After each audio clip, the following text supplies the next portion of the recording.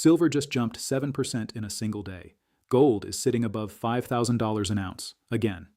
Oil just crossed $115 a barrel because a war is actively being fought in the Middle East right now, and it's directly hitting the Strait of Hormuz.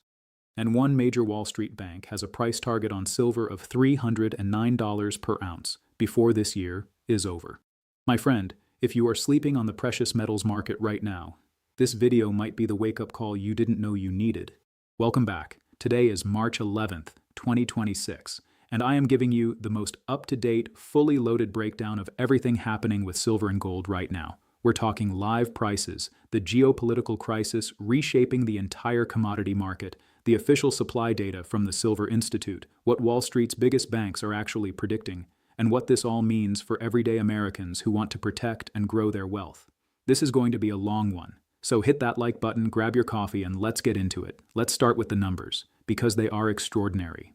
As of today, March 11th, 2026, silver is trading at approximately $88.28 per troy ounce, rebounding strongly after yesterday's massive 7% surge that briefly pushed it all the way to $89.85 to $90. On Forbes Advisor, silver was quoted at $89.02 just yesterday. On FX Street, silver rose again on this morning's open. Now, what if for context? Silver was sitting at around $70.90 per ounce just 5 weeks ago, on February 5th. We are talking about a gain of over 25% from that low. And year over year, silver is up approximately 150%. 1 year ago, this metal cost about $35 an ounce. Today, it costs nearly $90. Silver posted its strongest annual price performance since 1979 in 2025. Let that sink in. 1979. We are living through a historic, once-in-a-generation precious metals market. Now let's talk gold. As of March 11th, gold is trading at approximately $5,171 to $5,201 per ounce. On JM Bullion's live tracker at 2:37 a.m. Eastern Time this morning, gold was exactly $5,215.82 per ounce. According to Trading Economics, gold rose to $5,201.56 on March 11th, up 0.24% from the previous day, and is up a staggering 77% over the past year. Just to give you the full picture, in early 2025, gold was trading at about $2,624 an ounce. In March 2025, it broke $3,000 for the first time. By January 2026, it shattered the $5,000 barrier. The all-time record right now stands at $5,589.38 per ounce. Gold has more than doubled in 12 months. That's not a bull market, that's a bull stampede. And the gold-to-silver ratio, the number that tells you how many ounces of silver it takes to equal 1 ounce of gold, is currently sitting around 58 to 60. When silver hit its all-time record high back in late January, that ratio actually fell below 50 for the first time since 2012. We'll come back to what that number means for your investment decisions in just a few minutes. Bottom line right now, silver at $88, gold above $5,200, oil above $115 a barrel, and the world is on edge. Let me explain why. Here is the geopolitical story that is driving everything right now, and I guarantee most financial media is not connecting all the dots for you. As of today, March 11th, the United States and Iran are actively at war.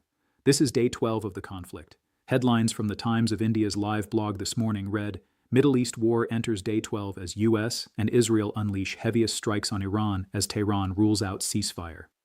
Meanwhile, the UAE embassy in Iraq was attacked, and Hezbollah drones targeted Israel overnight. This is a live, active military conflict, not a threat. Not a warning. Real strikes, real escalation. Now here is the direct market impact, and there are two sides to this story. First, the oil situation. The Strait of Hormuz, the narrow waterway in the Persian Gulf through which roughly 20% of the world's entire oil supply flows, has been effectively disrupted. Oil tankers have been blocked. Major Middle Eastern producers, including Kuwait, Iraq, and the UAE, have curbed crude output in response. The result? Oil prices surged above $115 per barrel, the highest level since 2022. At one point last week, crude briefly crossed $120. Now, what does $115 oil do to the American economy? It means higher gas prices at the pump for every family in this country.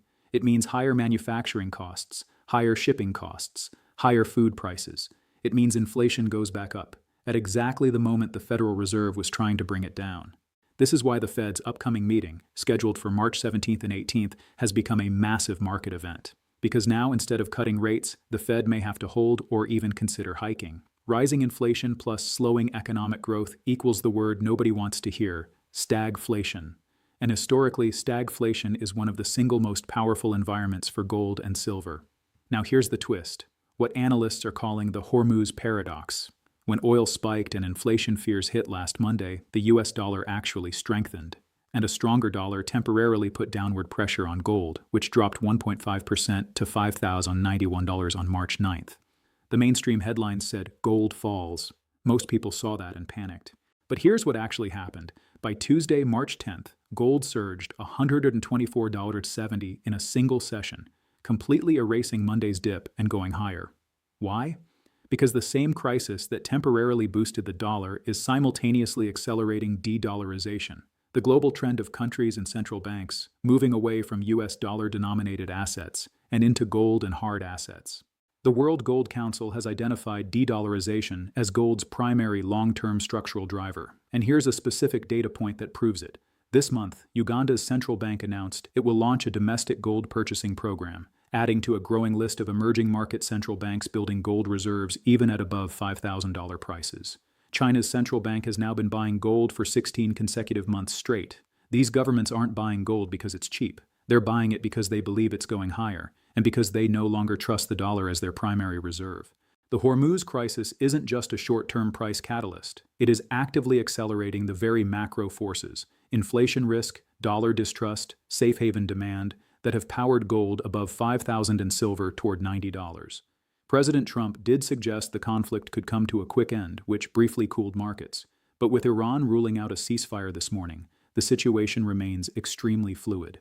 I want to walk you through silver's absolutely extraordinary price history over the past 14 months, because this story has everything: records, crashes, comebacks, and a future that nobody can fully agree on. Start here. In early 2025, silver was trading around $28 to $35 an ounce. Normal, quiet, nothing to write home about. But behind the scenes, a perfect storm was brewing.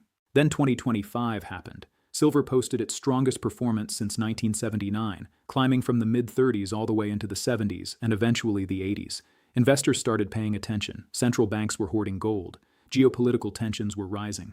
And silver, which had been massively undervalued compared to gold, started to catch up. Then came January 28, 2026.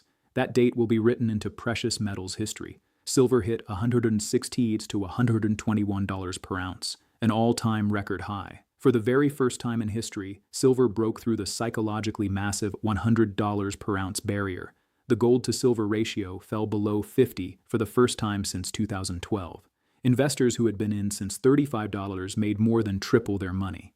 And then, boom, the crash. By February 5th, just 1 week after that record high, silver had collapsed to $70.90 per ounce, a drop of nearly 40% in 7 days. This is the volatility that silver is known for. But here's the thing, where silver didn't stay down. By late February and early March, silver was climbing again through $80, through $80, through $84. By March 6th, it was holding in the $83 range. And then on March 10th, just yesterday, silver exploded nearly 7% higher, surging to approximately $89.50 to $90. And today, March 11th, silver is holding that bounce, currently sitting around $88.28, with near-term analyst targets of $92 to $93 per ounce. From the February low of $70.90 to today's $88, that's already a gain of over 24% in 5 weeks. The big question on everyone's mind right now is silver heading back to $100? The short answer: analysts are divided, but the bulls have some very powerful arguments. I want to close with the big picture. Look at what is happening simultaneously right now, in March 2026. There is an active war in the Middle East between the United States and Iran. The Strait of Hormuz is disrupted. Oil is above $115 a barrel. Inflation fears are back. The Federal Reserve is cornered between fighting inflation and not crashing a slowing economy. The US dollar, while still the world's reserve currency, is facing the most serious structural challenge to its dominance in modern history. The global silver market is in a structural supply deficit for the 6th year in a row. Silver investment demand is surging 20%. AI infrastructure, EVs, and solar panels are consuming silver at record rates. These are not cyclical conditions. They are not temporary blips. They are structural shifts. Gold doubled in 12 months, from $2,624 to over $5,200. Silver climbed from $35 to a record $121 before pulling back. And right now, silver is coiling again near $88, with major analyst targets pointing to $92, $100, $110, $135, and beyond. Is there risk? Absolutely. Silver is volatile, but the structural case for precious metals in this environment, geopolitical chaos, inflation risk, de-dollarization, supply deficits, and soaring industrial demand, has never been stronger in my lifetime. This is the story of March 2026, and I think it's far from over. All right, that is your complete silver and gold update for March 11th, 2026. If you found this valuable, please hit the like button right now. Subscribe if you haven't already. I am going to be covering the Fed's March decision live and every major precious metals development as it unfolds. Drop a comment below. What's your silver price prediction by the end of 2026? Are you a buyer at $88? I'll see you in the next one. Stay smart, stay informed, and as always, take care of yourself and your financial future.